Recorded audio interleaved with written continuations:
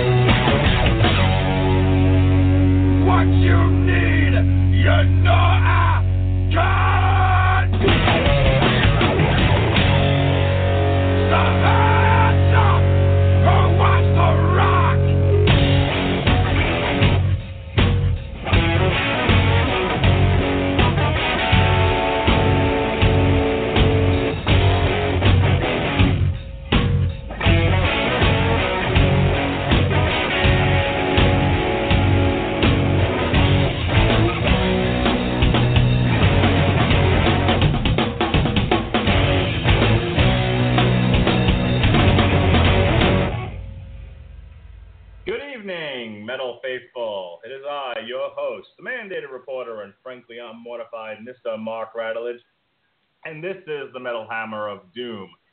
We are playing catch-up this week. We were off last week because I was at Clutch, as is my purview, to spend my wedding anniversary seeing the greatest band no one's ever heard of. It was an anniversary gift, really, from my wife. She loves Clutch. Well, she loves looking at the guys who go to Clutch. She's into husky bearded men. That's what I'm trying to tell you. In any case, that's where we were, so there was no show. So we are playing catch-up. We're going to be reviewing Epica, the Holographic Principle tonight. It came out, I believe, 2 weeks ago. 2 weeks ago. So we are reviewing it tonight. But we are also going to take a few minutes of tonight's show to discuss a very important topic, voting by mail. No. If you want to know my thoughts on that, go to my Facebook page, because I really did just vote by mail. But seriously, folks, tonight we are going to do something a little different, as Jill Biafra said. Last time we all got together on this show, Jesse told me he didn't like punk rock music, and I said he was un-American and a communist and a homosexual. Now, not being able to let that go, that he didn't like punk rock music, I said, you're not listening to the right punk rock if you say you don't like punk rock music. So here's 71 songs. Listen to it. Love it. Learn it. Need it. And he agreed with a little bit of that. So he listened to a Spotify playlist that I obsessed over and sent him, and he's got thoughts. Jesse, what are your thoughts, Jesse? Wow. Punk rock music. So, okay. Let's just go ahead. I'm going to put this out there right now that it wasn't half bad. How's that? Yay! It wasn't half bad. So when we get through the, top 5 that I have so graciously uploaded to the network tonight off that playlist, I can't wait to discuss them with you. I'm curious as to whether you would look at those, both you and Robert would look at those and say, oh, yeah, Jesse definitely picked that. I could see that as something that he would like. Or if there's a track or two in there, you guys would be like, what the fuck is going on here? Why did he pick something like this? There was quite an eclectic mix on there, that's for sure, and it spanned the eras of punk rock. So it was a lot of fun to listen to, I could tell you for sure, and I didn't hate it. I want to bring on the show right now so that we can get him in on the business and, he doesn't feel like he's been left behind. Robert Cooper, the Metal Coop. How you doing, sir? I definitely don't want to feel like I'm left behind because those games are god fucking awful, and my stepdad once spent an entire Christmas teasing me at the fact that I'm gonna buy you Left Behind. I totally thought you were gonna go with the Candlebox joke. I did not expect a video game, you nerd. Yeah, is this a video game based off of the book series and the movie? Yeah. Okay. Yeah, Wow. it was. I think it was the books, the video games, and that shitty fucking Nicolas Cage movie. Oh, Nicolas Cage, you seem like a wonderful man, but your acting chops are like 10-month-old pork chops. All right, we got a lot of stuff to cover tonight. And then ate them all. We got a lot of stuff to cover tonight. So, Robert Cooper, you're the metal coop, but are you also the punk rock coop, or do you also not like punk rock? Punk rock's okay. Name your five the exact thing you did. You didn't want to hear it. I was gonna say, name your 5 most tolerable / favorite punk rock bands. Go. Casualties are pretty okay. I like some Black Flag. Yeah.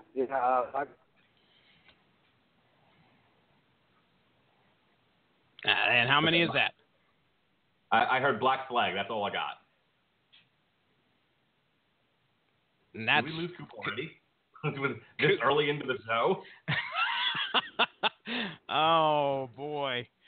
Oh, that was my phone doing phone thing. Oh, there you are. Okay. There we go. I heard Black Flag. I don't know. What else? The Casualties. Okay. Good. Minor Threat, when I used to call myself straight edge, and like my entire MySpace profile was like, I'm straight edge. Yeah. Nice. Oh, I got straight edge. That's awesome. Go on. Yeah, that's a good great. song. That made the list, I think. It just made the list. Oh, shit. I'm trying to think. Do I have 2 more? Not really. You don't like any Cali punk? I don't really know a whole ton of it. I'll tell you, I've listened to playing a lot of Tony Hawk games. I've gotten some experience with punk rock, but like for example, the Ramones. I'm like, I like the Ramones. Okay. Are they punk rock? I mean, I don't really consider them as punk rock because they just feel so safe. Okay, but they are. Okay, so I mean, there's another one, and MC5, kick out the jams, motherfucker. Kick out the jams. I got my 5. All right, so I'm gonna run through this list real quick. I'm not gonna name all 71 songs; we'll be here forever. But here are the bands that I included on Jesse's list in the order that I thought about them and insisted that they go on this because I felt like he needed to hear this band as a representation of a portion of the punk rock genre. This does not include ska bands, so there's no Fishbone. That's a whole other conversation I have to have with Jesse. So here we go.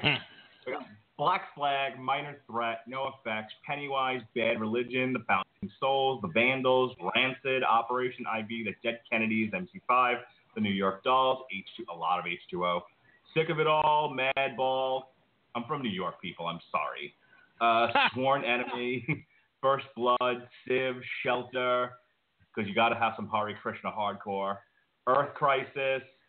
I started thinking about he needs to hear some of the female punk. Oh gosh, Riot Girl. Jesus, he needed to hear some Riot Girl, so I threw on some L7, back to Goldfinger, Use for a Name, Iggy Pop, Jimmy Eat World, Social Distortion, The Runaways, Misfits, Bad Brains, The Exploited, The Dead Milkmen, and Bikini Kill.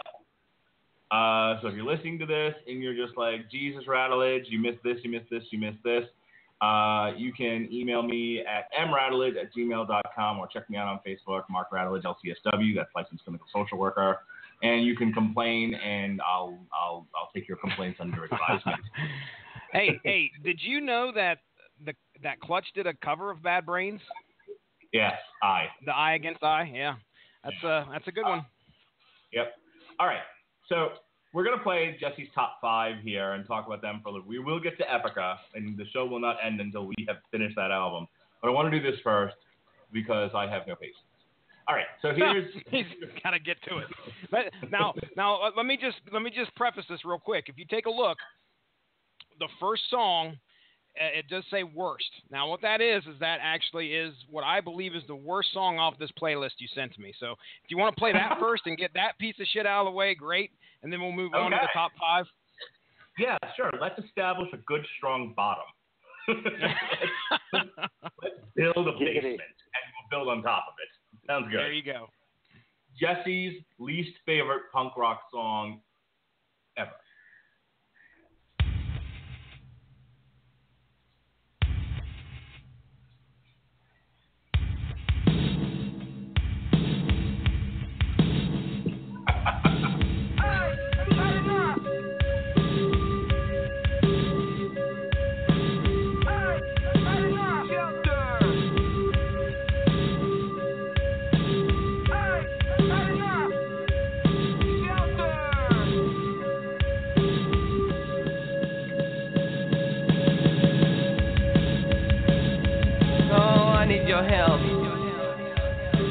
As I see, thinking that this world revolves around me, and with myself as the center, I'll never see the difference between illusion and reality. I need your help. I'm praying for your help. Don't wanna hurt boys and girls or anyone else. And I know I tried in this life to improve myself. But no, I know nothing, but I know what I lack. Shoot every step I'm taking forward, that I'm taking two back. I need your shelter. I need your shelter. All right, in my defense, when I heard it live, it was better. Well, here's the thing. There is another version of that song that I found on YouTube that sounds way different. Like, this is like I don't know if this is the original or if this is the shit remix, because I was like, I remember when I first heard this, because you picked this, and I remember, giving it some shit when we were talking online, and you mentioned that wasn't a song that really represented a lot of what they've done. Right. And I can tell you, I'm glad that is the case, because I hated that song. I heard it 3 or 4 times when I shuffled the playlist. I was like, couldn't hit the fast forward button any quicker. So, but I was right. There are better Shelter songs on here.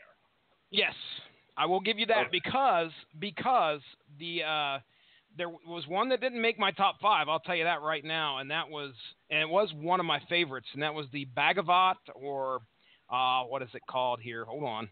I got it. Message of the Bhagavat. I like that one. So right. I will give you that. They do a pretty mean cover of the Beatles. We Can Work It Out, by the way. You should give it a shot. Maybe I'll include it on the next covers show that we do. But there's a fast. I'm glad you found a fast. I had forgotten about it. It's been years since I've gone to a Shelter show, but I've seen Shelter a handful of times. Going to New York hardcore shows. And they would play Shelter, but it didn't sound like that. It was a lot faster. It was a lot heavier. Yeah. It was a lot more fun. So it was funny because I saw it and I did without listening to it, and I was like, oh, you okay, just grabbed it. It's what I'm remembering. And then I heard the mix back, and I'm like, I have made an egregious error. Coop, what did you think of that? I mean, you heard that. Have you ever heard that song before? No, and I really felt like Right to Censor was coming out. All right. That's okay. Because you first started playing, I'm like, did he upload the wrong song? Because this sounds like I Can't Live Without My Radio by LL Cool J. And then a few more beats later, I'm like, oh, I know which one he's doing. Okay. Right. So that's the basement, which, that's the rightly basement. so. That's the basement of the list. Yeah, it's not like you put like TV Party by Black Flag, because that would have pissed me off. We would have had to we would have spent the next 2 hours talking about why he's wrong. All right, so now are these in order of least to greatest? No, these top five. I put them in order, but of how I want them played, but it's not like least to greatest. These are just my top 5 off of the list. So. Okay, so just play them in numerical order the way you have them listed. Please do. Okay, here it is. This is one of Jesse's top 5. track 2 in the order that he uploaded. Here we go.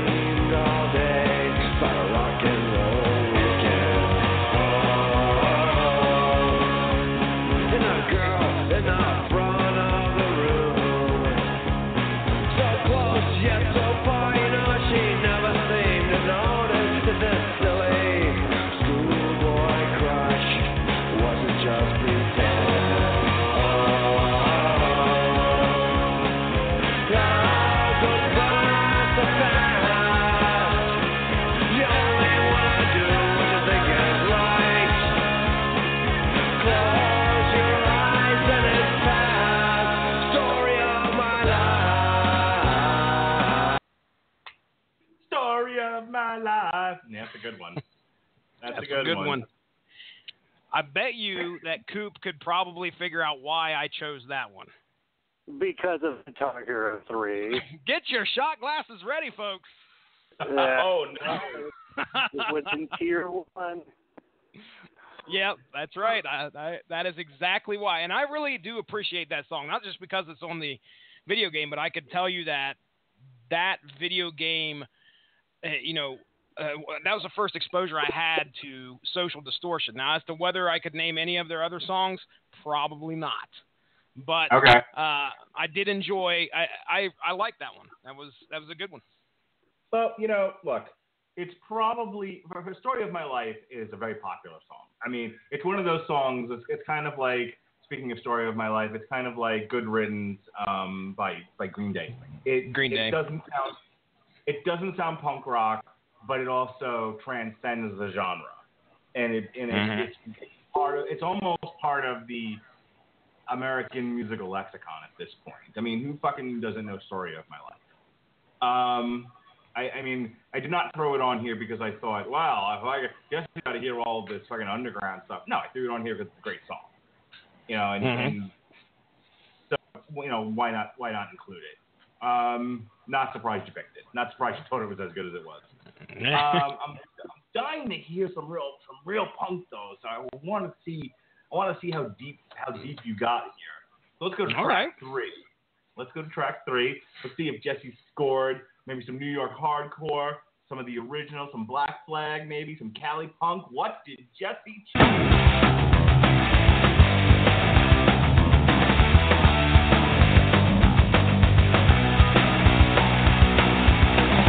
Make it like a famous country singer.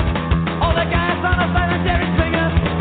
Clean me up, but let me keep my head. Say I like to keep it dignified, but at night I got another side. And I don't give a damn, cause I am what I am, even if it's really, really bad. I've got an A-grade, yes I do. They're giving them to anyone, and that means you. You can drive to Riverside and get one too, and then you'll have an A-grade like I do. Very good. What a great song. That's the first time I ever heard it. But what is funny is that I mentioned my buddy Ty, who was a friend of mine from college, got me into Clutch. I mentioned him last show. I remember him using the term ape drape, and I was like, what is he talking about? And then I guarantee you half of the phrases that he used substituted for mullet came from this song, because they run the gamut of all the great phrases for describing somebody with a mullet. Oh, it's a fun song. It's hilarious. That's one of the things. My personal favorite, and I think my wife's personal favorite too, is Achy Breaky Hair. Yeah. Oh, it's good stuff. Good stuff. But yeah, that's a very funny song. It's a very fun song. The Vandals are a pretty hilarious band.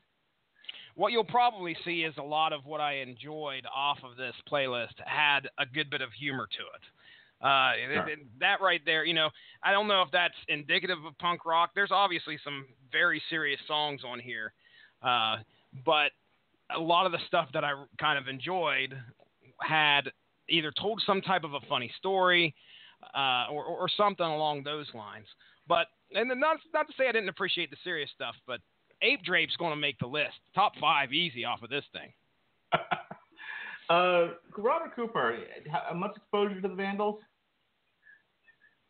The only Vandals I really have experience to are the ones with the last name Edge. Okay. So have you heard Ape Drape before?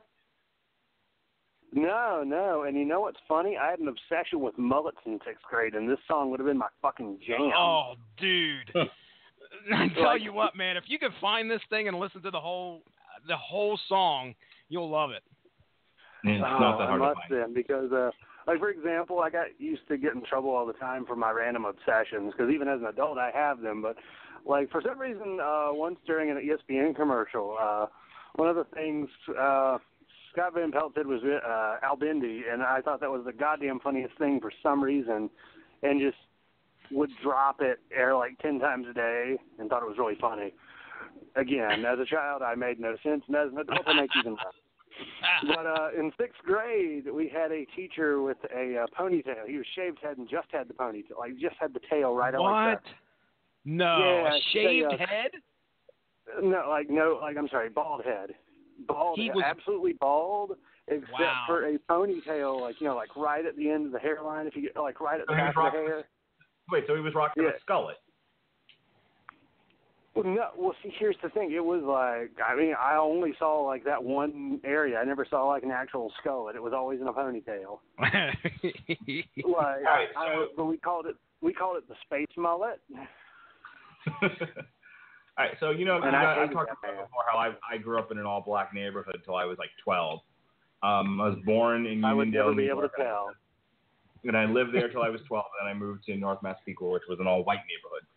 And so, growing up when you're the only white kid, you don't get exposed, to white culture very much, within my own family. So every kid I knew, had an afro of some kind. So I had no idea what a mullet was. I moved to the white neighborhood, and all these kids are running around with that spiked hair on top and that long hair in the back. And I'm like, you all look like the gayest motherfuckers I've ever seen. What is with this stupid haircut on you crackers? And I would learn, and it was funny because someone mentioned the word mullet to me, and I was like, I don't know what a mullet is. And then I realized, oh, that's that stupid haircut that I don't like. Oh my God, I'm surrounded by mullets. And years and years of exposure, I would see what the meaning of the mullet was, and I'm like, oh no, oh goodness. But what's weird is I didn't grow up in a redneck town. There's a meaning? Well, I mean, the mullet is associated with southern redneck and and not so smart people. That's my region of living. So well. But that's my point. I grew up in the dads in the white neighborhood I worked in were either cops, firemen, or engineers. So it's either we were middle class or upper middle class. I don't know why anyone had a mullet. See, I grew up in Honky Town. All right, speaking of Honky Town, let's play another song here for one of Jesse's picks, one of his punk rock picks. Here we go. You wake up every morning in this living hell. Not know your worst enemy is me. You never know what can happen within this cell. Feels what I feel, revenge is what I seek. No hesitation or turning back. I gotta do it, I have no choice. Gotta do what I gotta do for the crew.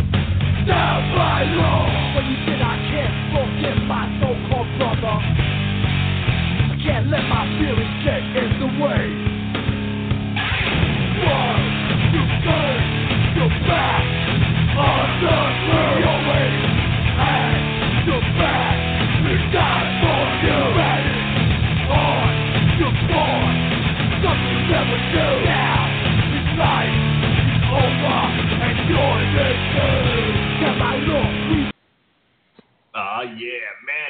baby.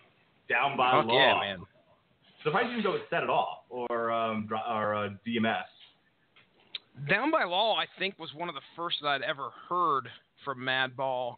I think the first time was probably about 10 years ago when I, started getting into the whole internet radio thing, listening to Pandora. I set up a clutch station, believe it or not, and somehow Madball ended up on there. Pandora picked that, and I think I heard Madball. At least that was one of the first ones that I can remember actually enjoying. But afterwards, there was many other Madball songs that made the list that came on to Pandora, I should say, and I think I enjoyed just about every single one of them that I heard. That right there, I don't understand how that can be considered punk. It feels more metal to me, but please educate me, sir. Well, you got to understand something. At some point, you start, things start to cross-pollinate. But hardcore is short for hardcore punk. So you have with the Ramones and the Sex Pistols the sort of foundation of what punk is. And then various regions and various time periods sort of change and adapt it, and it takes on another name. So you have skate punk, Cali punk, that sort of thing. And that, and then you have hardcore punk. And then it just gets shortened to hardcore. And so scenes develop out of these subgenres of music. You have the hardcore scene. And then it gets even broken down further by regions, like I said. So you have the New York hardcore scene. You have the Boston hardcore scene. And it just goes on and on like that. And the New York hardcore scene is something that I grew up in a lot of ways.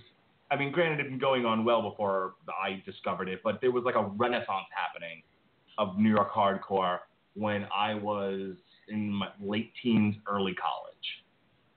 Mm-hmm. And I was constantly going to hardcore shows. And one of the bands that I would see on an ongoing basis was Madball. I love Madball. So I had to include them and give you that taste of not pure punk, but an offshoot of that hardcore punk, specifically New York hardcore punk. And there's no one that does it better than Madball, in my opinion. I hear you. They made up 10% of your playlist, by the way. You got seven songs from Madball on here. I mentioned that I like them, right? I think you did. Any contributions there, Cooper? Actually, yeah. I was going to say I was really impressed from that song. It gave off a real Sepultura vibe. Really? From the vocals, that's what I got. I got the vocals almost seemed like a Schizophrenia era Sepultura to me. It sounded more like a deep bark. Okay. Does the lead... Go ahead. I was going to say, does the lead singer look like he can whip anybody's ass? Because he certainly sounds like it. I have to take a look at it. Just look at the cover of Demonstrating My Style, and you'll know. It'll be very obvious what this band what's going on with them. All right. But yeah, Demonstrating My Style is actually one of my favorite songs by them. But I threw a couple. I definitely threw a lot on here. I threw Set It Off, which is great. New York City, Can't Stop, Won't Stop, For My Enemies, Down by Law, Doc Martin Stomp, and DMS, dropping many socks, as we used to joke. All right, we are dangerously running short on time here, so let's speed this up a little bit. With second to last track here. I got wrestling to watch at 11. Who's just gonna disappear at some point? All right, so we got some New York hardcore, we got some Cali punk. And we got a very mainstream song. What did Jesse pick this time?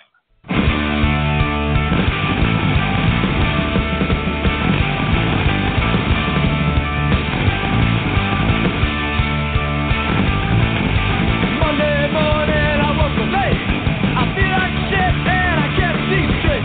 One last drink was a bad idea. I'm on the floor with diarrhea. Out the door.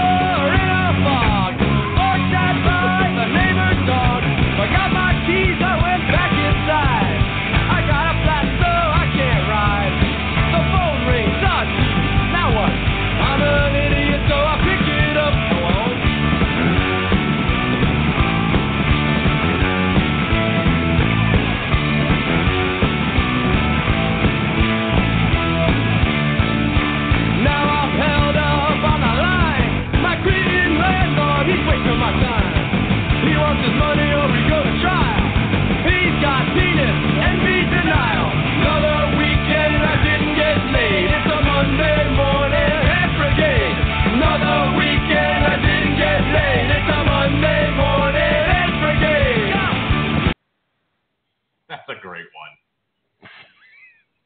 Penis envy denial. He's got Did that song say I'm talking on the phone while I'm taking a shit? Something to that degree? I think you might have.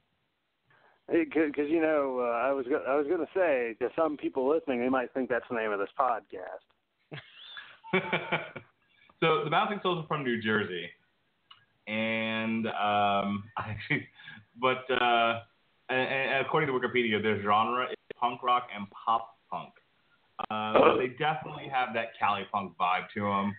I think forever they were on Epitaph Records, and a lot of like the Epitaph, Fat Records, a lot of the like punk record labels. The bands on them had a certain sound, and I'll tell you what, it took me a long time to even get into the Bouncing Souls because of the sound alikeness of a lot of punk bands. So it was that song that got me into the Bouncing Souls. I'm like, that song is so funny to me that I wanted to check out more of their stuff. But you'll never forget your first, and that was my first experience with Bouncing Souls, and now it's yours. Yeah, awesome. Yeah, I love that song. It's hilarious. Again, another funny one. And it feels, this kind of embodies what the punk sound is to me. What I'm used to. I'm not saying that that's what it is. I'm just saying that this definitely rings true to what I thought punk sounded like. And it's a fun song to listen to. So I can't hate it. And it made my top 5. Very good. All right, we have reached the end of this bit. Jesse's final song, one of his top 5. What's it going to be? I haven't heard any Minor Threat here. I haven't heard any Black Flag. I don't know. I don't know where we're going here. Am I losing credibility? So, all right, here it is. The last of the top 5 of Jesse's favorite punk songs from the ridiculous mix that I gave him.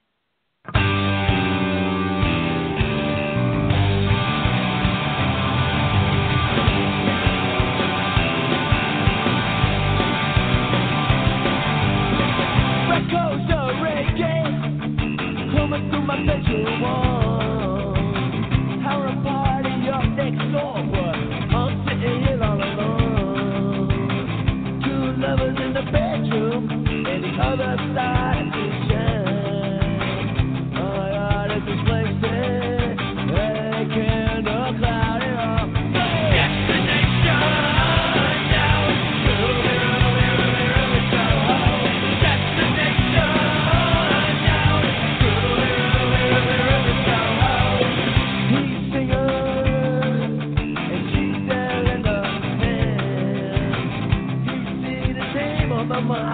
She will never understand. Once again, it's rebirth. Feel the chill in her eye. Embraces with a warm gesture. It's time to say goodbye. Destination.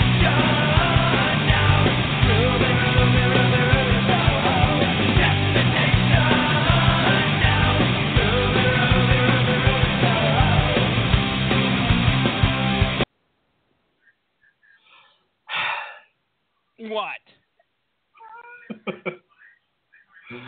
I'm going to a shut safe up. pick. That's safe. Yeah, that's one word for it. No effects. No effects. No Pennywise. You went with didn't break the top Rancid. 5. Might have made a top 10, but didn't make the top 5. I'll tell you what. Don't Call Me White by NoFX almost made it. Almost, because I actually enjoyed that. If you had added "Don't Call Me White" on here or anything from Punk and Drublic, I would have said, all right, mad respect to Jesse. That's your. You don't need any more training, Luke. You go and phase Vader. I would have let Jedi. This, I know I put it on here because it's on your list. What do you expect from me? No, wait a minute now. Let me explain myself. Because there's people listening to this who think I just lost credibility. Let me explain. When you're trying to, and maybe Coop, you think differently, but I want to get your opinion on this.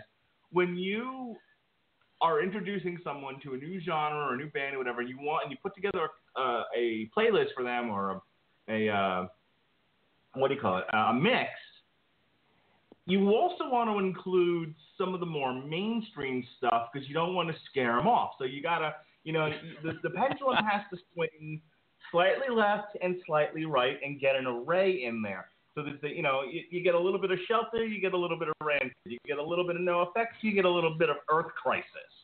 Earth you gotta. Crisis, there's one I've heard. They would be vegan hardcore, sir. Yep. So I wanted to make sure that there was something on here that wasn't. He knew who Green Day was. He knew who fucking Offspring were. I wanted to throw a band that I knew was top 40.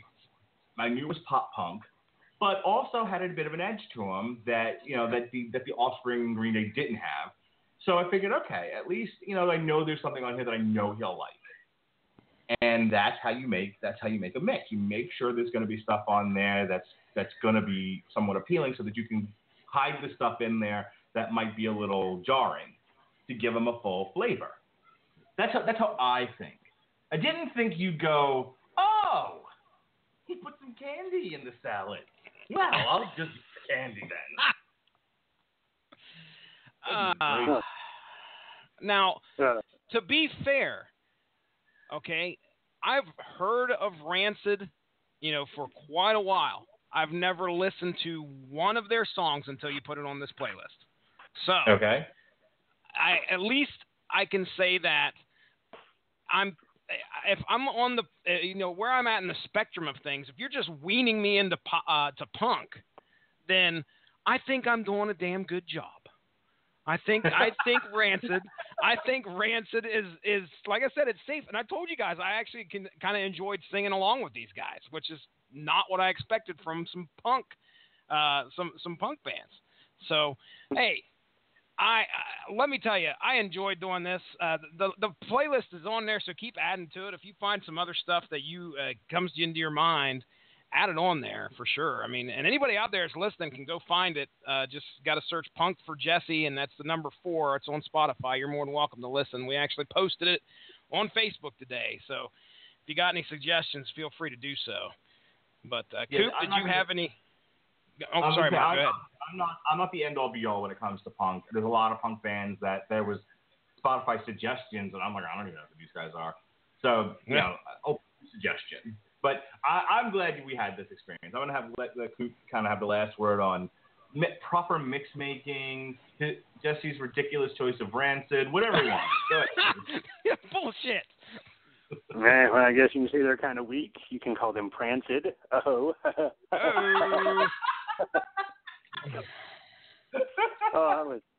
I'm infinitely amused with myself on that one. But anywho, a proper playlist and mix making for somebody is a little difficult because I usually do it for metal. And the thing with metal is that it's a lot broader than punk in terms of what is metal compared to what is punk. So typically, like if I make a metal playlist, first of all, you got to know what your listener likes. So usually what I do, for example, I do this for cute girls that I like. I start them off with typically top 3 songs, Finality, Would the Be Pray. Okay, top 4 songs. Thross and Blot, Maritime Shores, Window Pane by Opeth, and then Nothing Else Matters by Metallica. You got to start. I got to start off with one of those 4 because usually that's something that almost everybody can like and relate to in terms of musical composition. It's fairly it's not very aggressive. It's still some of the musicianship of metal and kind of gets you involved with the names. And then you can kind of build from there. Because from there, I typically go into either doom metal or traditional heavy metal, depending on the person's taste. Then you kind of have to build in speed and heaviness. So you go from your doom, traditional metal, power metal, thrash. Then you kind of mix in your death, and if you really like them, black metal. Oh yeah, dude, I turned some girls on to black metal. Not even kidding. But I think what's a little different with punk there is I'm not saying punk's a narrow genre, but there's just not nearly as much in terms of variety for what you could do. So, I mean, hey, if you throw Rancid in there, yeah, I mean, you throw a dart, you're going to hit a mainstream punk band sooner or later in that list. And even with metal, you need to kind of put your mainstays in there. Last time I made a list, Metallica, Megadeth, Anthrax, Slayer, Sabbath. You know, the gang's all here. But you also got to throw in your, usually when I do that, I'll throw in your obscure, your cult stuff. Like, for example, doom metal. One girlfriend I had, the one, Valerie, she wasn't a huge metalhead, but she absolutely adored Solitude Aeternus, which I'm sure neither of you have heard of. Nope.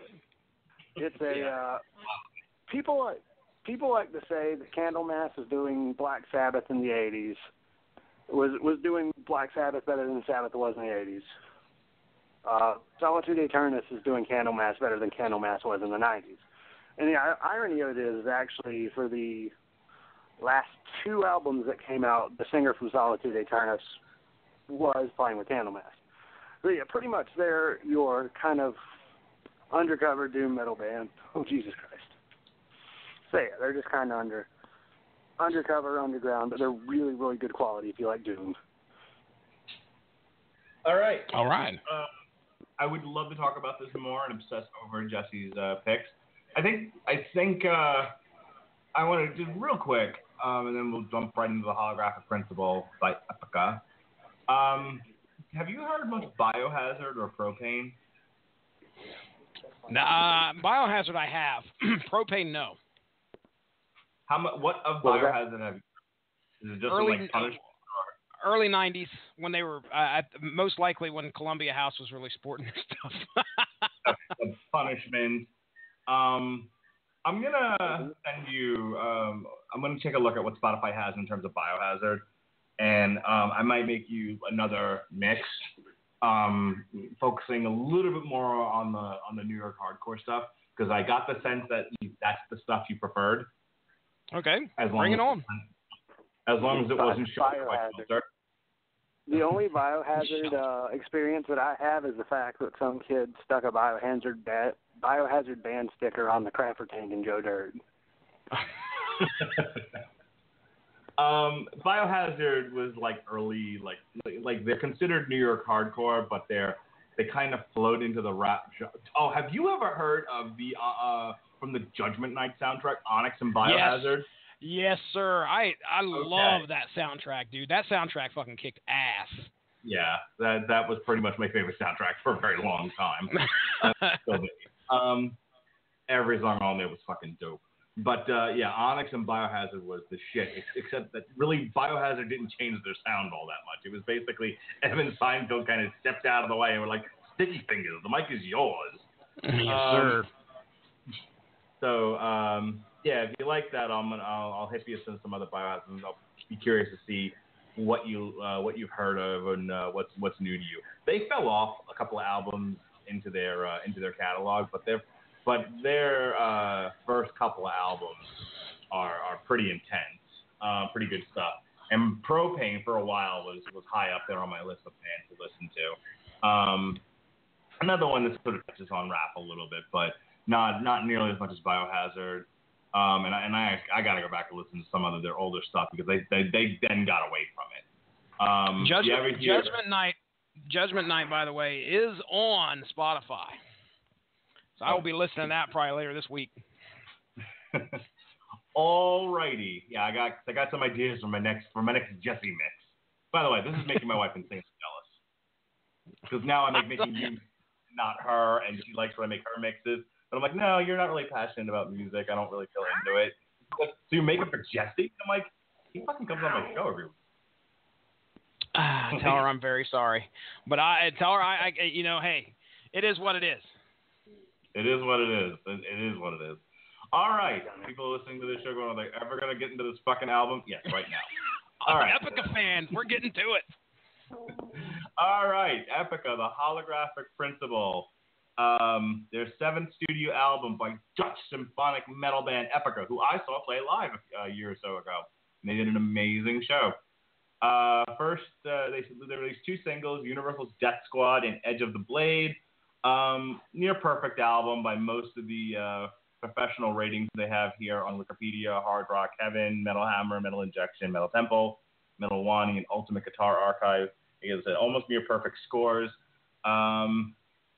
8 out of 10 for Ultimate Guitar Archive and 9 out of 10 for Metal Injection. So we're going to listen to 12 tracks on this album, like a minute or so of each. These are some long songs. And we're going to jump right into it. You guys, as we're talking about it, can talk, can do what we would normally do at the top of the show and we no longer have time for. If you've ever heard of Epica before, your thoughts on it, et cetera, et cetera. All right, so here we go. This is track 1. I'm going to mispronounce this. This is Idola.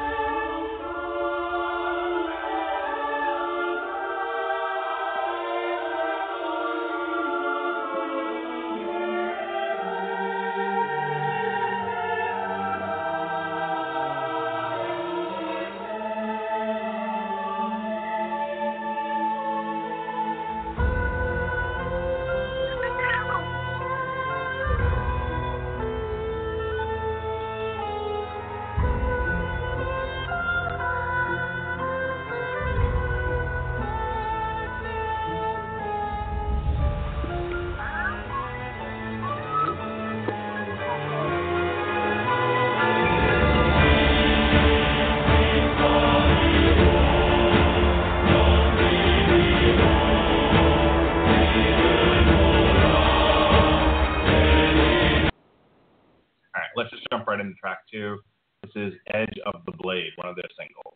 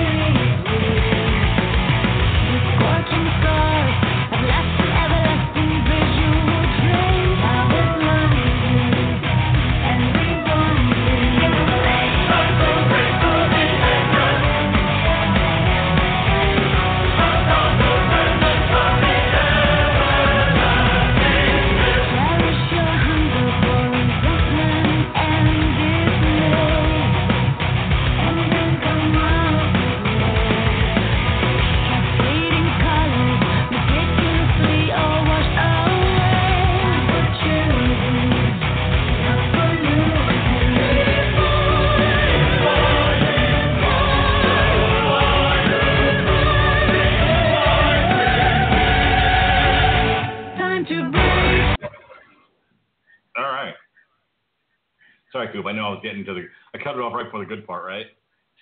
It happens. I mean, shit, we only got so much time, right? Yep. All right.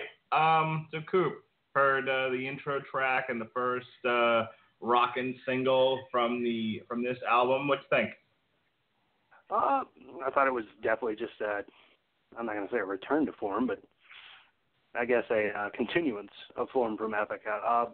One thing that I'll say is definitely different about this album is that it's it feels a little more grand in scope. So I don't want to say epic. I'm getting really tired of the term epic. Still overplayed at this point. Excuse me. Damn it, cat. Yeah, I got a cat locked in my room that's going crazy right now. Poor thing had to go to the vet today, so he's, like all animals are, freaked out. God damn it, now I gotta go fetch him again. Son of a bitch. Hold on. Where'd he go? Oh, God damn it. Fog, shut the fuck up. That's probably Coop what chasing I'm happening right now. Coop is chasing a cat. That is what's happening. Let me step in. Okay, Go. So, okay. That is... Oh, that cat's pissed, man.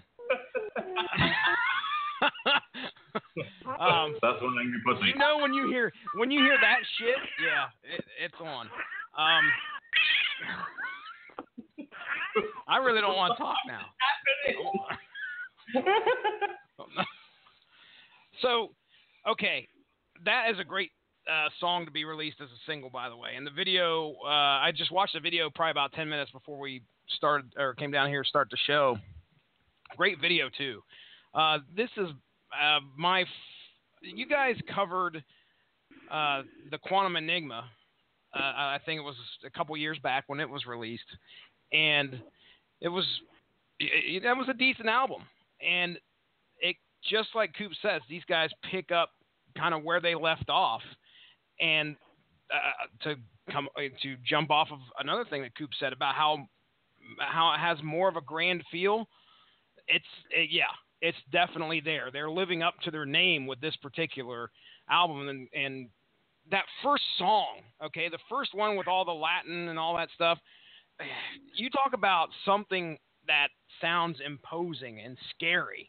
It just sounds like it's something bad's going to happen.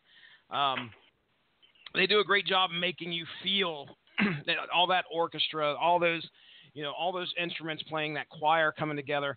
It's rattling almost. Yeah, it's good. I mean, a lot of this album for me was, hey, this sounds great. I wasn't necessarily passionate about it one way or the other. I kept thinking about how much more I liked this than Tarja. This Agreed. felt a little more natural. This felt a little bit more relaxed, and ultimately, it was a more enjoyable album overall. My only problem with it, honestly, I'm kind of going to give away my final thoughts now, was, maybe just because of the times that I was listening to it, and I might not have been totally, I might have been someone not paying attention, but nothing felt memorable. It felt great. It felt great while I was listening to it, and then it was instantly forgettable. Maybe, maybe I need to kind of hear it again.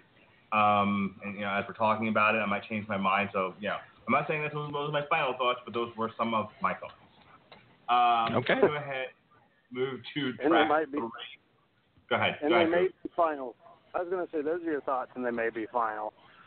But yeah, the song here kind of sets up, I think, the rest of the album. Yeah, this album's kind of based around tinfoil, we live in a hologram theory. Oh, sweet fucking Jesus. Oh, now, Coop, come on, man. You don't subscribe to the Holographic Principle?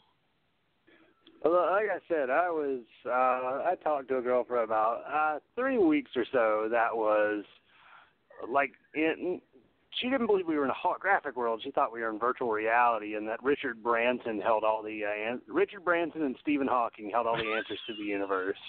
All right then, Richard Branson. Who's that? And that's Help the me out. atheist billionaire guy.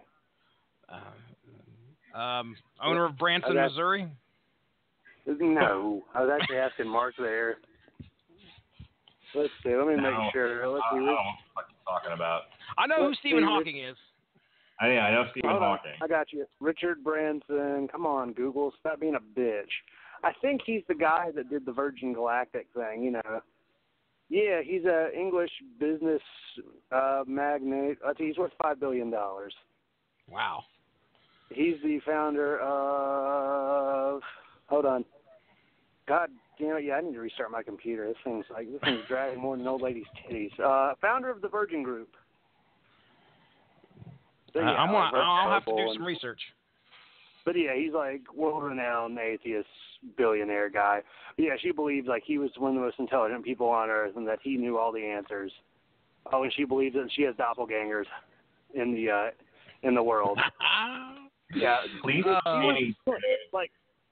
like she was really interesting, but in the like, now where's this bullshit gonna go? Like, yeah, it was fucking crazy sometimes. She'd be talking about, I talked to Cthulhu on Skype, and I was like, whatever, come on. I was like, no, you didn't. She's like, look, see, the worst time is when we talk about porn. There you go. She's like, I don't like anything that's not in the society. I'm like, wait a minute, Cthulhu porn. No. Tentacles. No. I had to explain this to one of my assistant managers too, because I was talking about it. He's like, "Well, what do you mean?" I'm like, tentacle porn. He goes, "What's that?" Well, I don't know why he's asking. It's pretty clear. Yeah, I was gonna say, can you figure that one out? Yeah. Oh, I had to explain to him what it was. He didn't know who Cthulhu was either. So. Well, they don't usually go hand in hand, but today they do for some reason. Because he's got a tentacle mouth. I don't know. All right, let's get this show on the road here. This is a phantasmic parade. They canceled the Electric Light Parade at Walt Disney World. It's gone. There's no more phantasmic parade at Walt Disney World. You see what I did there? Nice.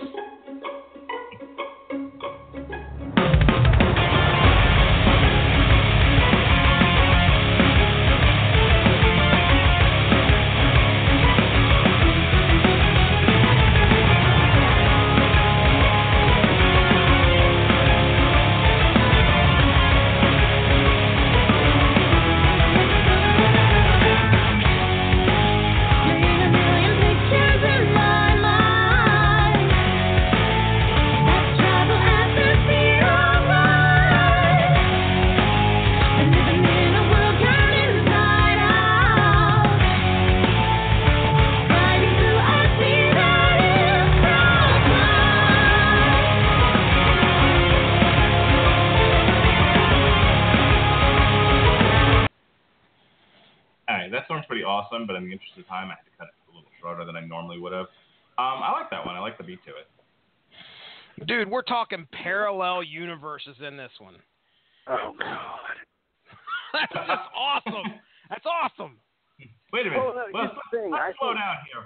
Hang on a second, because now I got something to say now.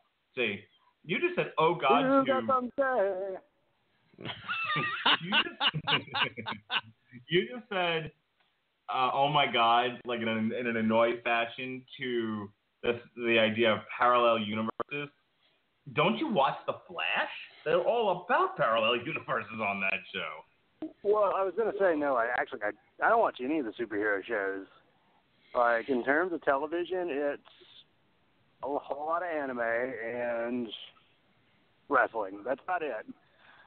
No. Like, to put it in perspective, I have 8 anime series that are either ongoing or just started this season that are currently going. Yeah, 8. And then my 2 Japanese Power Ranger shows. And then there's all the wrestling. But, I mean, no, I think multiverse theory is incredibly interesting and cool, and I really like it. It's just, that girl's kind of ruined, like, kind of she ruined it all.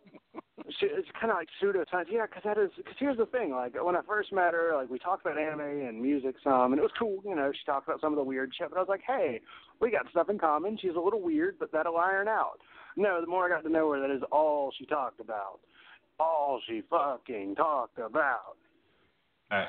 So I have breaking news about a band that no longer exists. Oh, no. It's Bolt Thrower. No, there was a band on the Wikipedia page of New York hardcore bands called Gay for Johnny Depp. Well, aren't we all? Gay for Johnny Depp was a hardcore band formed in New York, USA. They're known for their lyrical content of their songs, which is often concerned with the band's homoerotic obsession over the actor Johnny Depp. They existed from 2004, right before I left New York, to 2011. Well, this would be why I'd never heard of them. They are considered hardcore punk, queercore, heavy metal, or mathcore? I'm suddenly very depressed. Mathcore. Yeah. That's not the first time I've heard mathcore, by the way. I've heard that term. We talked about it a couple weeks ago, I think. Did we? Okay. As I know about mathcore. That's all right, Mark. Go back in the archives and listen to your own show. Never. All right. Never. Jesse, your thoughts here. Anything else? Oh, no. Fantastic. Brilliant song. Love it. All right. This next one, track 4, this is Universal Death Squad starring Dolph Lundgren.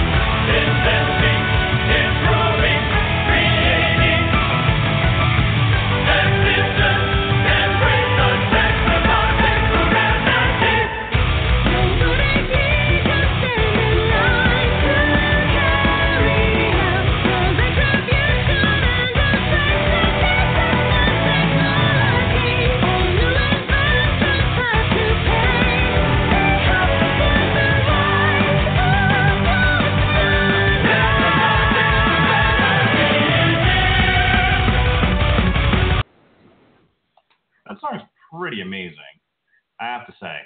I don't think I paid enough attention to it the first time around. I'm really enjoying these tracks, but I think the selling point is the singer. Again, while Tarja, I think ultimately has a better voice in terms of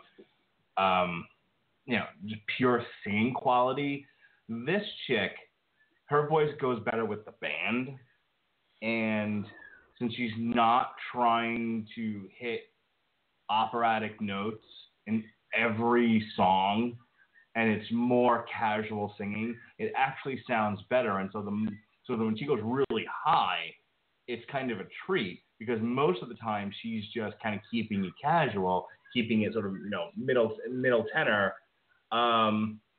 instead of always because as much as I like Tarja because I was very impressed with her voice, there were times where I don't think it fucking matched the band at all. Like, she was doing one thing. It would be like Tori Amos and Cannibal Corpse. Like, what? This doesn't go together at all. Mm-hmm. Yeah, and another thing I think with Tarja's voice is that sometimes it doesn't really carry a whole lot of personality. It almost is just like, oh, she hits high notes. Nice. Yeah. and I think that's part of the problem as well with her not really fitting in with some of the music. Like, yeah, most Nightwish's stuff is really good with her, but you get some stuff where you're just like, okay, not quite what I think should go there, but carry on. Yeah, the Tarj album that we reviewed, I really felt like had that problem. There wasn't a whole lot of personality coming through with the vocals. Like, it's like somebody that you know is skilled, or hell, I'll put it like this: musicianship. Like, I was listening to somebody called the Great Cat. The Great Cat could hit every fucking thing on the guitar in a minute. She's an amazing guitarist, but she is not a good songwriter. So it's like she has all the technical skill, but there's a certain degree to where it does not feel like there's a whole lot of soul there at times. Like, it just doesn't feel as organic.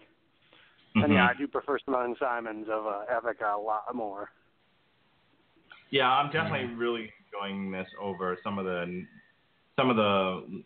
last couple of versions of Nightwish, or even last Tarja album.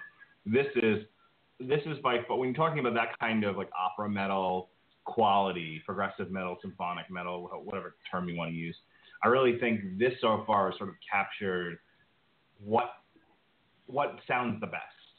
That everything that they're singing, they're performing in unison as opposed to kind of just doing their own thing and creating kind of a mess. Jesse, your thoughts here? Hey, Simone, I agree with you guys in regards to Simone versus Tarja. As for this song, Mark Radulich, I tagged you in this earlier. This is verily much reminds me of a song about the singularity. This is about robots taking over, man. So if you get a chance and you listen to the lyrics, robotic legions stand in line to carry out the retribution and effects of this advanced technology. All new inventions have to pay. They have to fight their way to Judgment Day. Dude, I'm telling you, this is your jam. Well, all righty.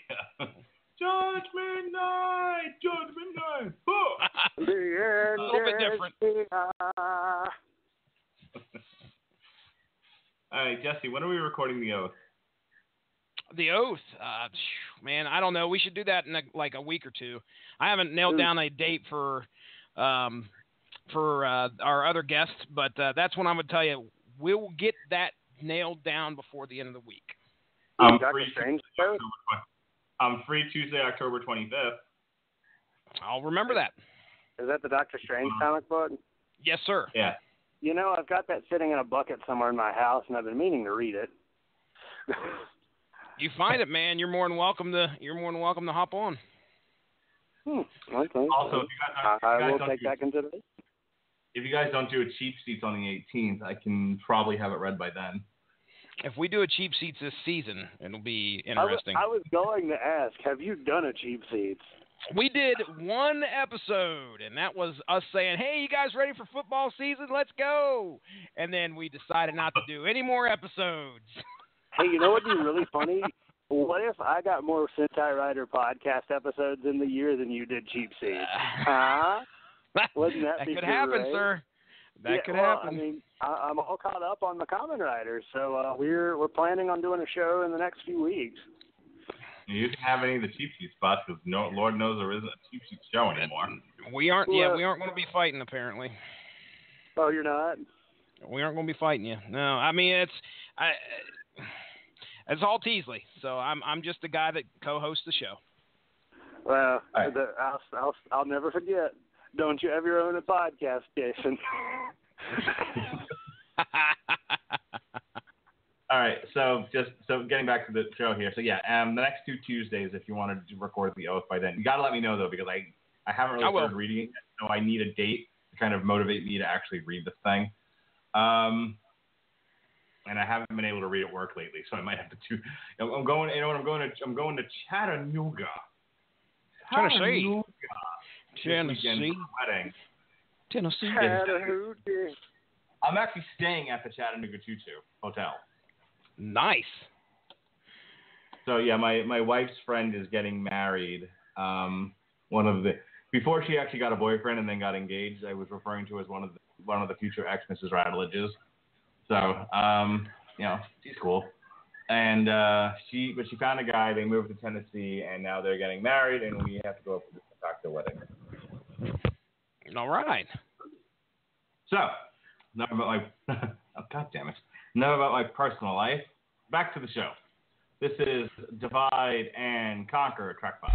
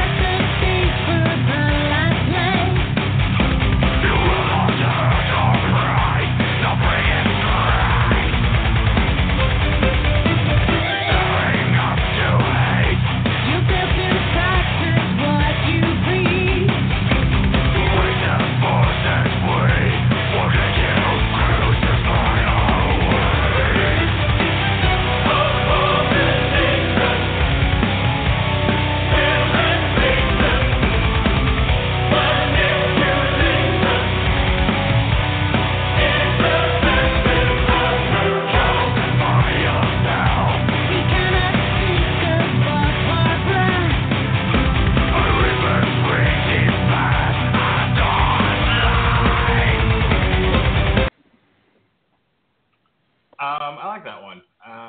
It's good. I like the going back and forth between the growling, which is still, growling in quotes. You can actually still understand what he's saying. And then kind of flipping back to her and them having kind of a duet. I think it sets a nice tone for the song. What's it about, Jesse? What's going on in Divide and Conquer? Ooh, a lot more. It gives me the feel of a lot more robot stuff going on here. Now, I could be wrong. I could tell you that as for the song sounding, I'm glad we got to hear a clip with Mark Jansen doing the vocals here, because he's prominent throughout this album. Sometimes he shows up.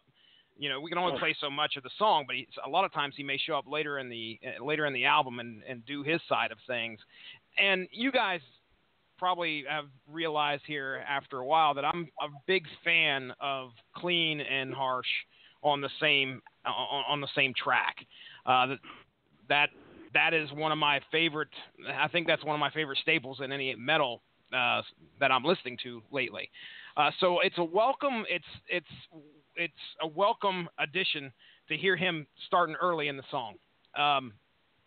But yeah, as for what it's about, man, the only thing I could tell you, it just sounds like there's a lot of stuff going on, especially at the beginning when they're playing gunshots.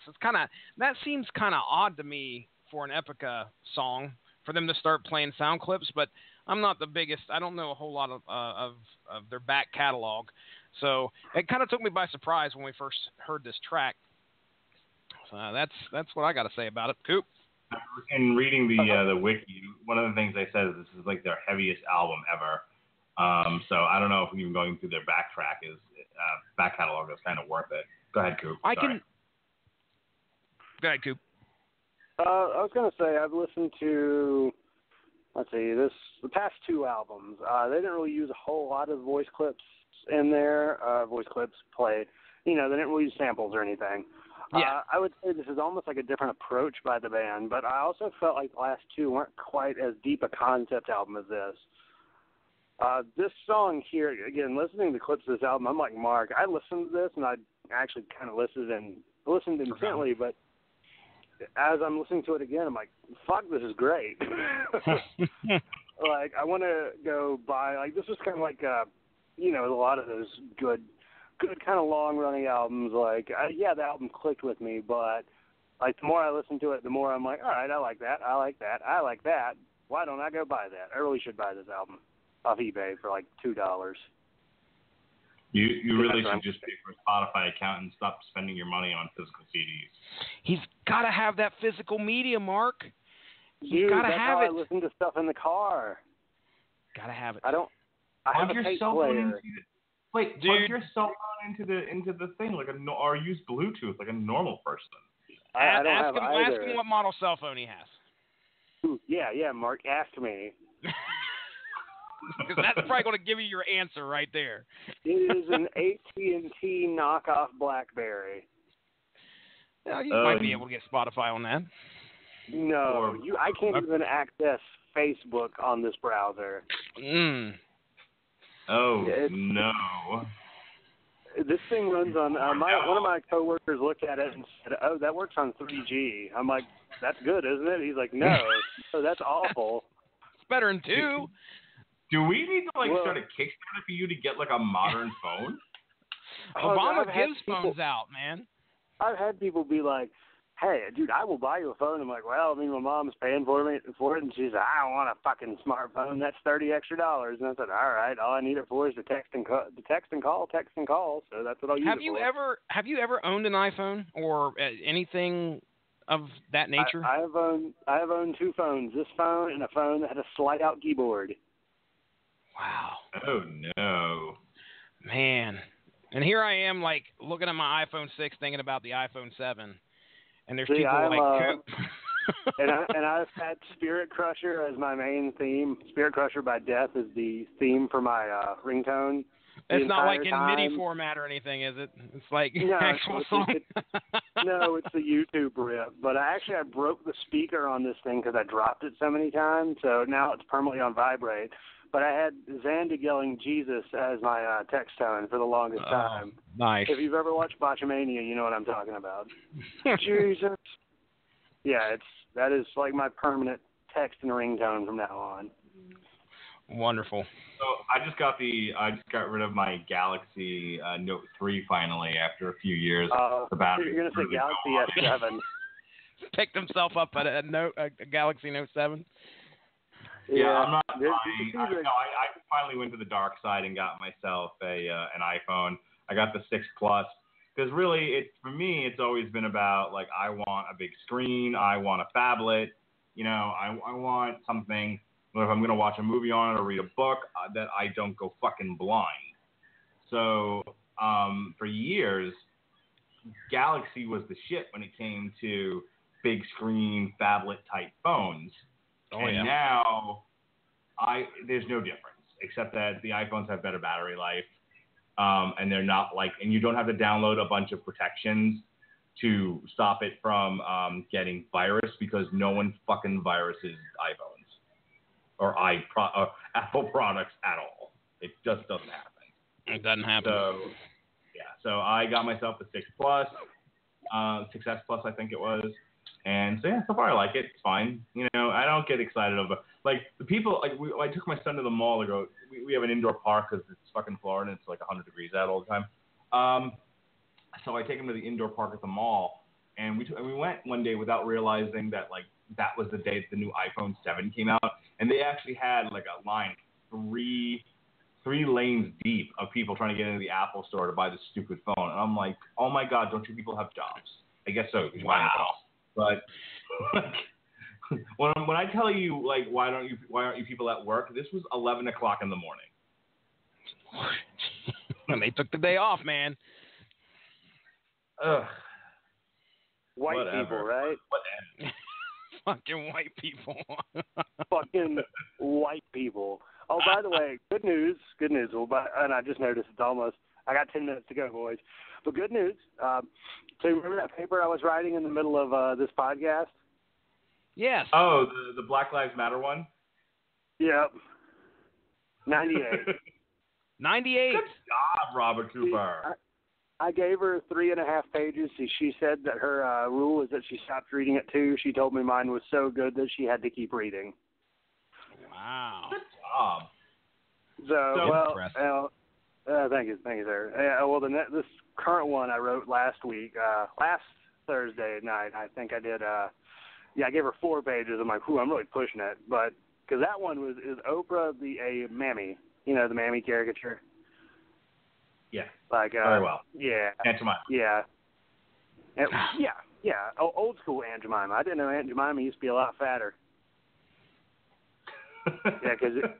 Yeah, I didn't know that. Like, apparently now, like, she's pretty thin. She's got a perm. Now she used to be fat and black and had a bandana. So speaking of fat and black and had a bandana, I'm sorry, were you still in the middle of the story? Because I want to. Go ahead. I was just going to say that it's really interesting. It's like, is she a mammy? Well, not really, but if I want to, if I really feel like I should use information to appease the teacher, why not? I went with yes. All right. So there's this guy that I work with who's probably like, Asperger's, and hey, I got a few of those. I don't understand how like he became a mental health person when you have to kind of be a little jive, you be a little jazzy. You gotta learn how to talk to people. It's not just about assessments. You gotta feel a situation, know how to talk to a person, and we're all snowflakes, it's all a little bit different. So you gotta be able to change things up. And he's really aspy. Aspy. I suggested a minor change to the schedule. I said, hey, we should probably stop seeing 2 different dorms on the same day and just move one of those dorms to a day that we're not seeing anybody. And he had a fucking meltdown. Okay? Like a very public meltdown about it because I was changing. So we have a mutual coworker that we talk to. She relieves him at night. I relieve her as her shift is ending and mine is starting. So, she works Monday, Tuesday. I come in Wednesday, Thursday. So we'll see each other in passing. And she was telling me that apparently, he gets very passionate about politics, but, an idiot. And I'm not bringing this up to talk about the issue. I'm bringing it up because how do you know not to say something like this to a black person? But he goes, he actually said to this person, she is nice as pie. She's a Caribbean woman, immigrant who, came over, became a citizen and everything else. She's really an awesome human being. And he innocently, and I'm going to say innocently, remember, Aspie, said to her, so I don't understand this whole Black Lives Matter thing. Like, who do they matter to? Oh, no. Whoa. Oh, no. I can totally see him asking that question in total earnest. I don't get it. To who? Black Lives Matter to who? What are you trying to get at? Because he's doesn't have common sense. But he said this in front of not one but 2 black adult women. And didn't get when one of them was super offended and thought he was a racist. How long has he been socially retarded? Well, you got look up Asperger's syndrome because I'm pretty sure socially retarded's right in the diagnosis. All right, go ahead, Justin. You're gonna say something. Not the correct line of work for this fellow. That's pretty fucking plain to see. He work at Lowe's. I've already got two Asperger coworkers, which that really rhymed really well. Yeah, 2 of them in my department, and it's really interesting because one of them's I'm gonna go date this 16-year-old in South Carolina, except I'm 29. No concept of he went to Catholic high school, private Catholic high school, real sheltered guy, real nice, but sheltered as fuck. He was See, age consent's 14. I'm like, no. You're not helping you're not helping the situation. I'm like, abort. Wow. And he's like, oh, I think she was a Russian spam bot. I was like, yeah, good call. I mean, look, not for nothing. He's a good dude. I don't mean to be picking at him, but it's like you hear something like that, and like I said, not like I've always had the best common sense, but I have, or rather, my friend always says, he's just like, you talk like you grew up in a fucking gang. You're whiter. You're very white. Knock it off. So I don't want to make myself seem like, oh, I got all these street smarts, because there are definitely guys that I've seen in the jail who would take me for a ride, but not like that. But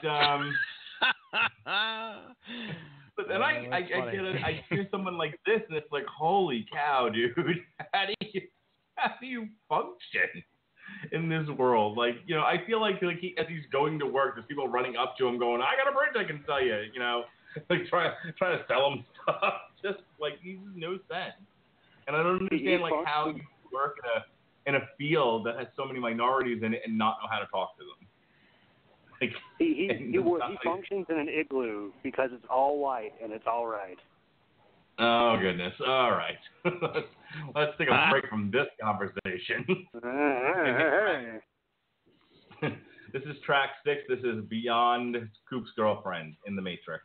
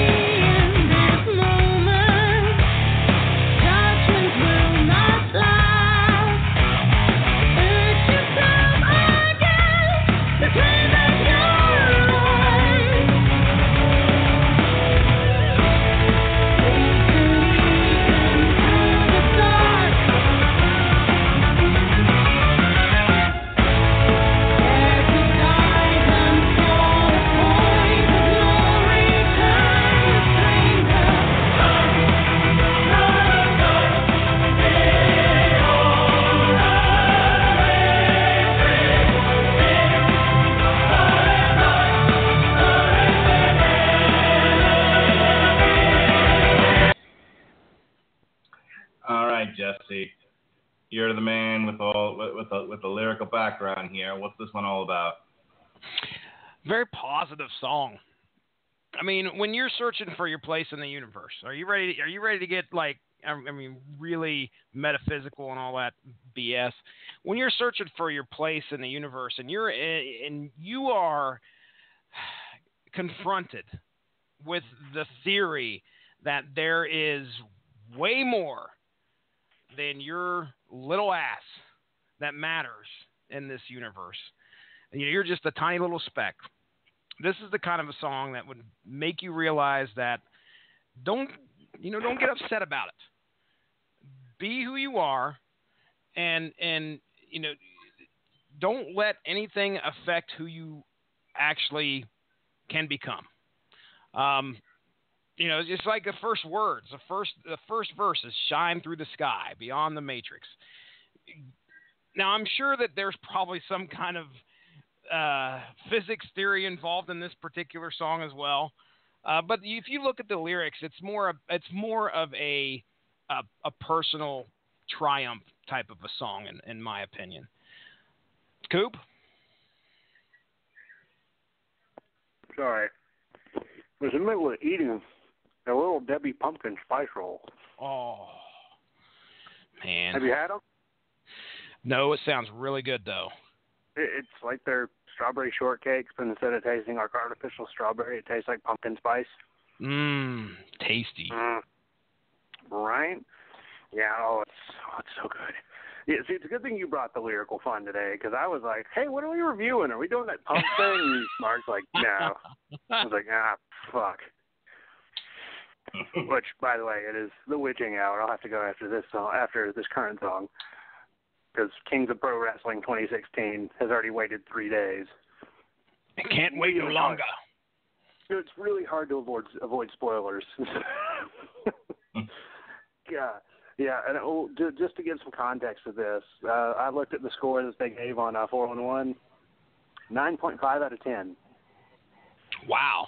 That's Zonka rating it. That's pretty good. That man sees way too much wrestling. But anyway, this song, I'd like to go with kind of the idea Jesse's going with, a really positive song. And it's really interesting. I like that it's looking at the concept of not being the only one out there as a positive. Because a lot of times it's spun to be more, negative, like, because everybody assumes that they're malevolent, for fuck's sake. Malevolent. I was thinking of combination of benevolent. both. I was like benevolent. It's the malevolent? Oh, shit. I did it again. Oh, no. You cooped it. I cooped it. 3 for cup. As my friends say, 3 for cup. All right. It's like 3 for Dale, and then they took it 3 for cup, because I'm cup. They're like, cup. Yeah, 3 for cup. Which I'm sure you've never noticed, but one friend of mine, when he tags me and stuff, he'll put 3, like, hey, 3 for cup. We should go hurricane hunting, and then tags me in it. I will be watching for that from here on out. Yes. Well, because he knows I have his statuses, like I get a notification when he posts shit because I think it's funny. He's like, you got me on fucking stalker speed dial. What the fuck, Coop? What can I say? I just love when you talk about work. But anyway, this song, I like that it looks at the idea of life and the other life in the universe as positive, as something that, like, it makes you feel like you're not the only one around. You're not the only one. And I like that. It's cool. What do you think, Mark? All right. I think it's groovy. Groovy. All right. All right. Do we have to say goodbye to you now? You going to go? You have to go right now? Now? Yeah, I'm going to go. All right, Coop. Be real. Good talking to you, Coop. I'll be back next week. Don't worry. We are reviewing Meshuggah, The Violent Sleep of Reason. Ooh, I can't wait for the gent. Gent and the gent and the 8 strings. Dun, dun, dun, dun, dun, dun, dun, dun. All right, so get your studying on and go watch wrestling. We'll talk to you later. All right, go. Everybody look out for my Central Rider podcast. Go watch Kings of Pro Wrestling 2016. And what was that? Fuck. What do I call that? No, WTMnet.com. Bye, guys. Later, man. All right, let's go on with the next track here. This is Once Upon a Nightmare.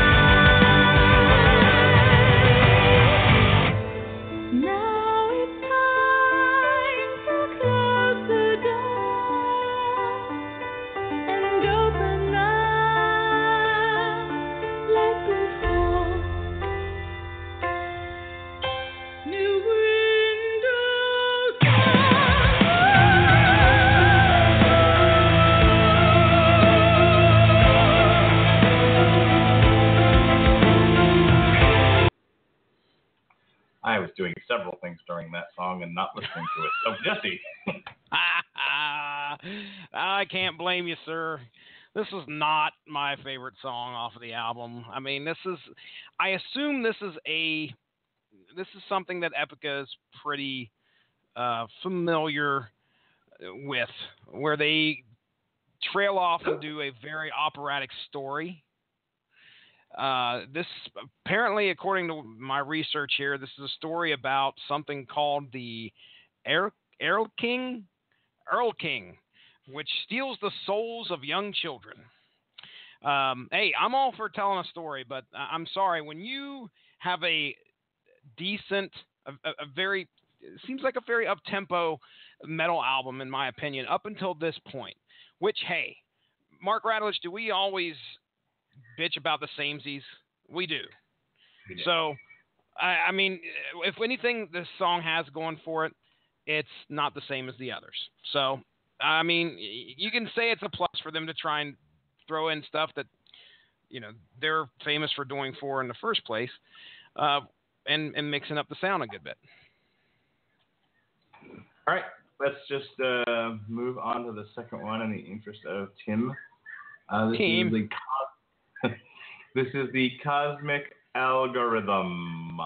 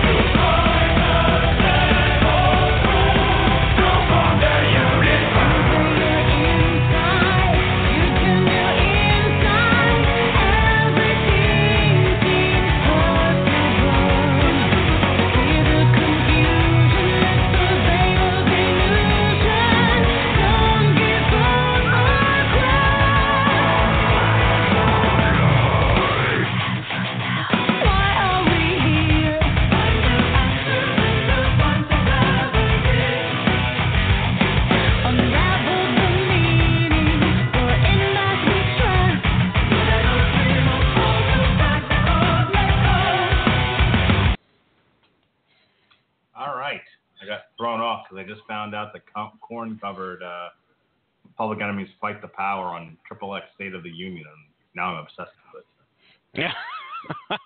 I wanted to ask you, did you say you went and saw the Rage? What was it? The Rage in Public Enemy? Yeah, Propulsive Rage. What'd you think, man? Oh, I loved it. It's like it was easily my most favorite show that I've seen in a good long while. Nice. Not to say that I didn't have fun at going to see Clutch, because that was fine and we had a good time.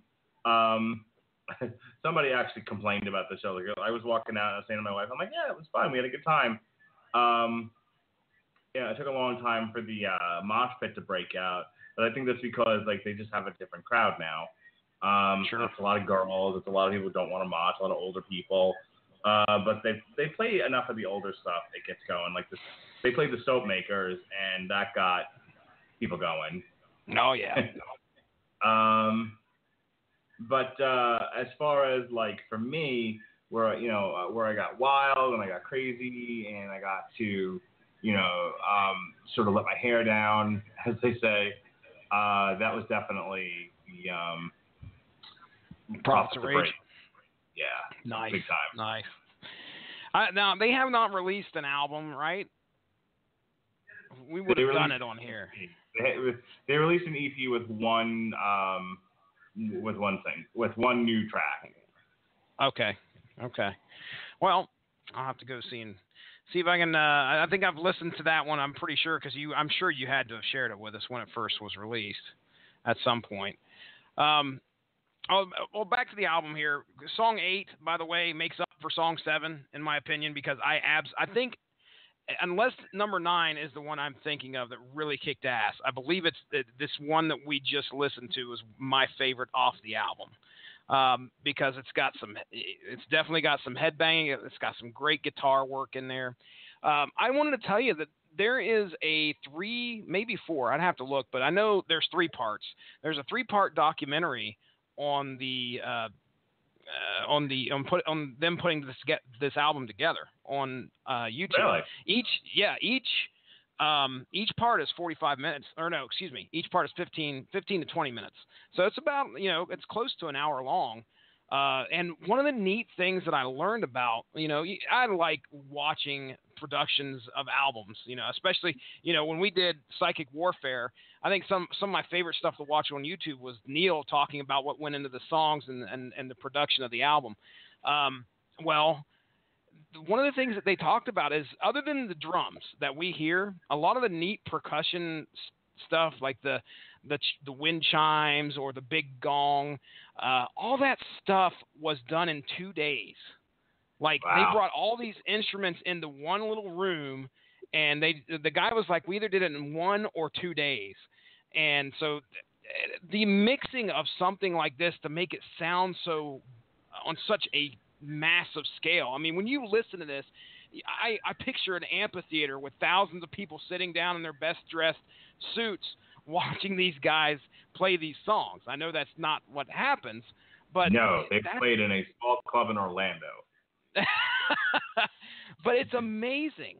It's amazing the sound that they create off of in an album, and from just probably a little 3-room studio. So it's a fun documentary. I watched the first 2 parts. I know there's a third. I don't know if there's a fourth, but it was neat to watch them put this stuff together. Very cool. All right. So we are winding down here our last 4 songs. See if we can get these done in 11 minutes.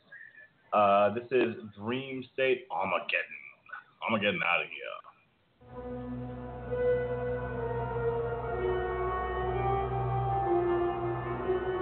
Thank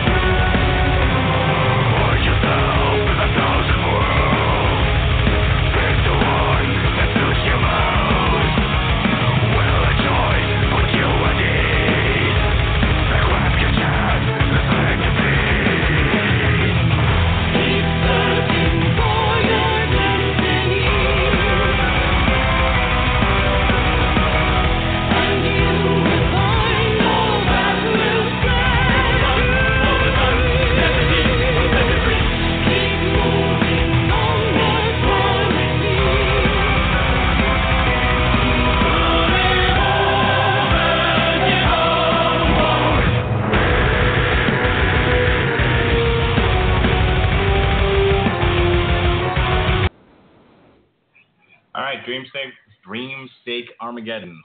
Talk to me, Jess. I almost have nothing here, sir. I mean, it's almost more of the same. By the way, that is not the song that I thought of. We have 3 more tracks now. Yep. I thought there was only 10 on this album for some reason, and the rest were all like freaking bonus songs. But I mean, it's okay. It's an all right song. It's heavy, which is it gets a thumbs up if it's heavy for me. And the subject matter. I mean, when you're saying stuff like the universe implodes when our dream state explodes, I mean, damn. Pretty cool. Agreed. The album's losing steam, and so am I. So let's see if we pick up some steam here with "Dancing in a Hurricane." Matthew.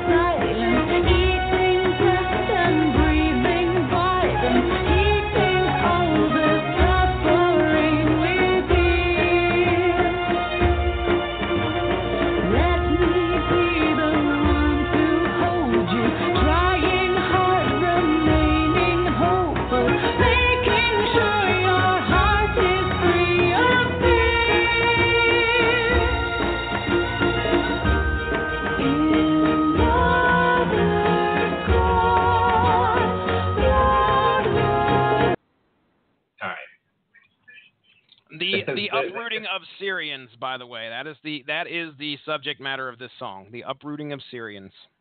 Does it get any heavier or faster? Because I just kind of gave up on it. Yeah, I don't blame you. It's not my favorite either.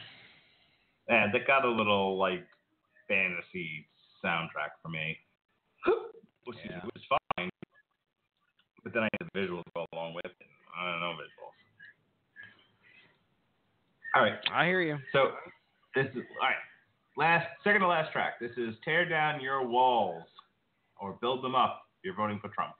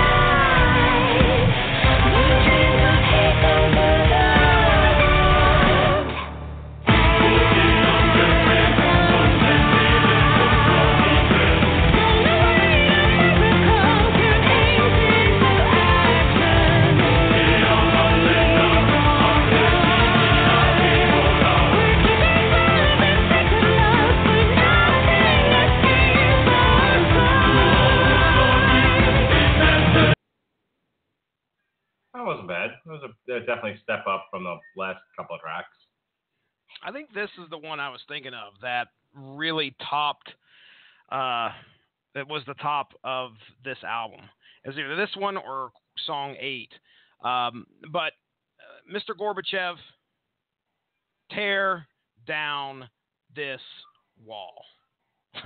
That's not even my favorite Reagan quote. My favorite Reagan quote is "Trust but verify." I say that at work. What is it again? Say it one more time. Trust but verify. Trust but verify. Well, that what is that? Three words that have a whole lot of meaning. That they do, brother. That they do. Alrighty. We are down to the last track, then plugs, and then I think I'm going to try to squeeze in an episode of the Flash so that I can finally start watching season 3. I'm trying to get all through season 2 here now that it's on Netflix. Buddy, let me tell you, you're in for a treat. Okay, explain something to me. So, Absolutely. So the whole time that the quote-unquote Jay Garrick character was on Earth 1, he was also Zoom? Yeah, yes.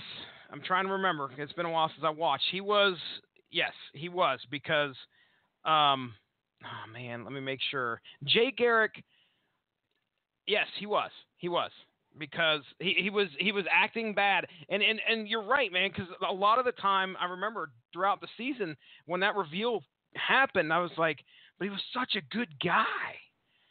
Now, how far are you into season 2? Caitlin has been, spoilers, Caitlin has been kidnapped by Zoom. And okay, all Zoom right. just killed Killer Frost. Okay. It gets a little bit more revealing as you go on, but yeah, pretty much that whole time even though he just seemed like such a good guy, because I was like, oh man, it's fucking Jay Garrick, yes.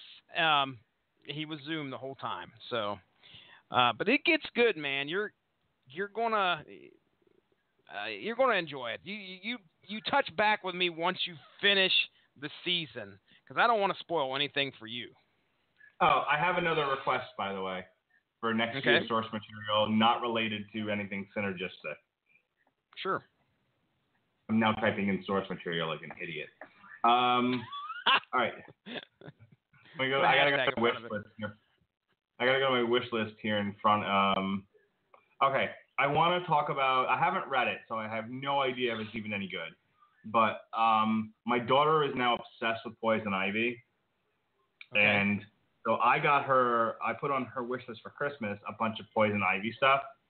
Of course, my mother-in-law, goddamn her, bought her the actual doll that she really wanted. So. Spoiled. She's spoiled. But in doing so, I found a Poison Ivy graphic novel called Poison Ivy: Cycle of Life and Death by Amy Chu and Clay Mann. Okay, those are some creators I've never heard of. And got 4 out of 5 stars for the people that reviewed it on Amazon, and it's a story that centers around Poison Ivy. It's I'll tell you what. There's animal, there's vegetable, and there's something in between.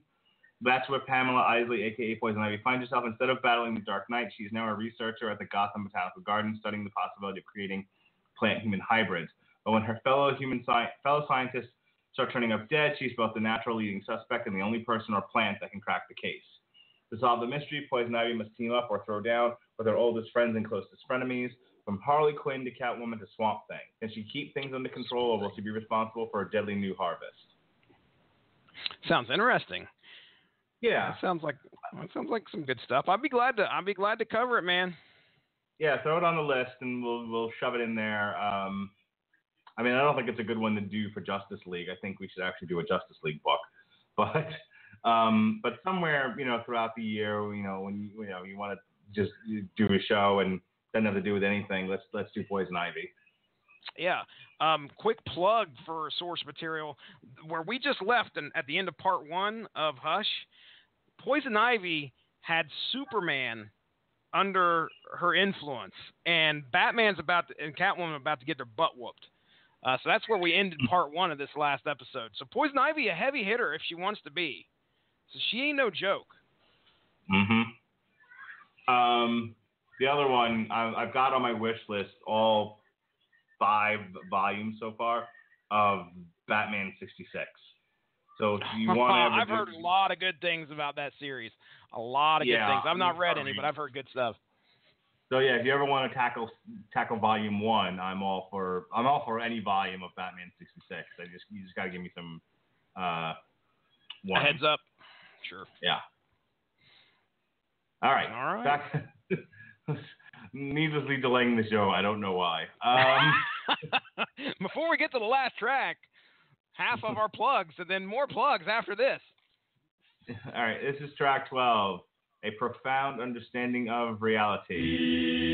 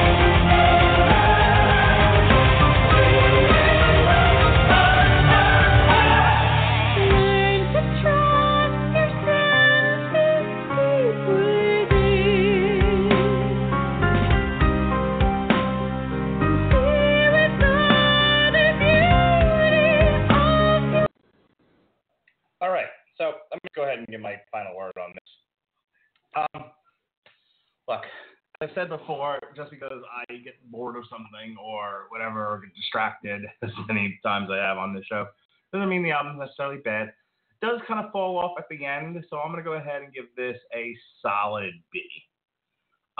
It's great for the most part. Unfortunately, like I said, it sort of dies in the second half of a little less than half of the album. And that's not to say the songs are bad. That's why I went with a B. It's just not really what I want in this sort of thing. So that's where I stand. Go ahead. Okay. All right. For my second Epica album that I've really had the chance to listen to, I really enjoyed this. In that documentary I mentioned there earlier, one of the guys said that when they started out, they were an orchestral band with, some metal backing them up. Now, with this particular album, he can see that things have changed, and now they've become a metal band with an orchestra backing them up. The beautiful thing about Epica's songs are the fact that they are just wonderful pieces of work. They start out with some of the, earlier in this episode, you yourself said, man, just listen to that. And it is, if you have the time, I listened to this album probably seriously like 5 times today. I did not listen to it prior to today. Now, if I like an album, that's going to happen. If I do not like an album, I'll give it 2 shots probably, and then I'm like, okay, now I got to fucking talk about this tonight. So it definitely did not cross into that barrier or cross that line in any way to where I thought it was a bad album. This is something that I could put on and I had no problem. I think my daughter might actually enjoy something like this because Simone has such a powerful voice and does such a wonderful job with this band. And the rest of these guys, just like I said, we got some growling on here. We've got, Simone's beautiful vocals. We've got freaking an orchestra. We've got a choir, a grand scale of things. Wonderful album. In my opinion, it's going to get a thumbs up easy for me. Some great songs. That last song, by the way, clocking in at 11:36. You may think that's a long song. Not you, Mark Radulich, but our listeners out there may think that's a long stretch. But I'll tell you right now, it's a great way to wrap the album up, in my opinion. It's Epica, man. It's Epica. Yep, they live up to their name. They are an epic band. You ever get a chance to go see them live? They, even for a small club gig, they did a great job. If you ever have the pleasure of seeing them in Europe, they did one show with like the Hungarian orchestra. If you ever have a chance to do something like that, where you get to see them play with a full orchestra, please do so. It's an amazing experience. Not that I've done it, but I did listen to their live album where they did play with the Hungarian orchestra, I believe it was, and it was fucking phenomenal. A lot of covers, a lot of they did like Batman, Pirates of the Caribbean, that shit. So it was really, really cool stuff. If you haven't heard it yet, go listen to it. It's all orchestral, no lyrics that I recall, but pretty amazing. All right, just one plug for this week. Next week we are doing Meshuggah, The Violent Sleep of Reason, on Wednesday the 19th, and then on Long Road to Ruin is back on the 20th. We'll be doing the Hannibal lecture series, Silence of the Lambs, and Hannibal. The week after that is Korn, The Serenity of Suffering, and we'll be finishing up Hannibal Lecture Part 2. Neither of which appeared to be available on any sort of platform for me to watch. So I don't know what I'm going to do about that. I may have to just have Robert Winfrey post the whole thing. We'll see. Damn You Hollywood comes back on November 1st. We'll be reviewing Inferno. Metal Hammer of Doom will be reviewing Testament, Brotherhood of the Snake. And Long Road to Ruin will be starting the first part of our Harry Potter series. Go ahead, Jesse. Give me your 30-second promo spot here. 30 seconds. You can follow me at Stiznarkey on Twitter if you'd like to do so. Do a great podcast on here about comic books called Source Material. We discussed it earlier. Check out some of the great shows in the archives. We're up to close to 90 episodes. I think we're at 85, so that's quite an accomplishment. Me, Ronnie, and Jason Teasley discussed Hush. We broke this up into 3 parts. So part 1 just dropped this Monday. Part 2 is going to drop next Monday. Keep an eye out for that. Tomorrow, me and Gavin Napier are going to record our Halloween special. So be prepared as we talk Witch Doctor. It's an Image comic. Came out in, I think, 2010, somewhere around there. Great stuff. Some great paranormal stories. Anybody that likes that kind of stuff, you'll enjoy it. Go check out the Radulich and Broadcasting Network Facebook page. Give that a like. Stay up on top of all the great podcasts that we have to offer here on the network. And a quick shout out. Coop already mentioned WTM.net. Sean Garmer hooked me up with a web page today. So I've got Hush sitting over there in a nice little cozy corner of their website. So I'm very proud to have it here on the Radulich Broadcasting Network and also over there on WTM.net. All right. We'll be back next week, 9:30. Be well, be safe, and behave.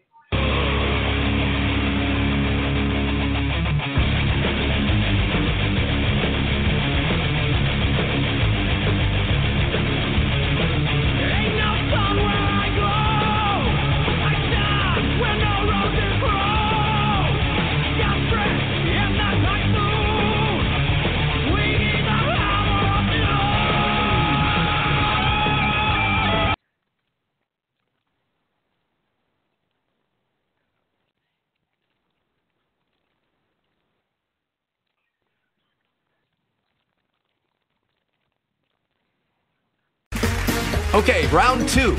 Name something that's not boring. A laundry?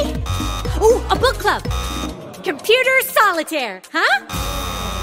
Ah, sorry, we were looking for Chumba Casino. That's right, ChumbaCasino.com has over 100 casino-style games. Join today and play for free for your chance to redeem some serious prizes. ChumbaCasino.com. No purchase necessary. Void where prohibited by law. 18+ terms and conditions apply. See website for details.